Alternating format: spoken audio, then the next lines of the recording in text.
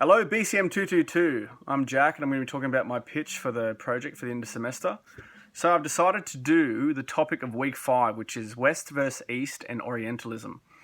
I decided to do this topic because I thought it was interesting the way that certain people, and I guess the East versus West in films and pop culture, including Indiana Jones, which is what I loved when I was a kid. I thought it was a great movie. And we'll be talking about the second film in particular, even though in the first film there are also very problematic themes. In the second film, which is based in India, called The Temple of Doom, there is a kind of cult. If you've seen the film, the bad guy, quote unquote, is a cult leader in India, and it definitely dives into some of those problematic stereotypes and themes of this ancient, evil, doom, impending people, which is obviously part of what Orientalism is. So I've got two sources. The first one is called Same as It Ever Was, Orientalism 40 Years Later, which is by Philip Meters, I think it's pronounced.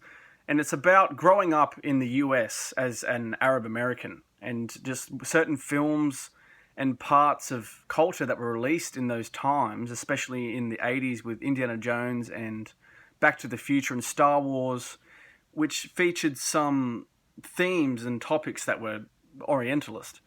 And the second is about the Temple of Doom. And this Temple of Doom is Indiana Jones movie that Indians won't forget in a hurry, which is by Nadini Ramnath, a 2016 article. And he talks about the problems within the film, and he talks about quotes from actors who he featured and where it was filmed, and certain parts of the cult which is depicted and the cuisine of India, which is definitely diving into the Orientalist part of these films. So definitely a case study of Indiana Jones and film, and I'm going to be doing Orientalism. Thank you.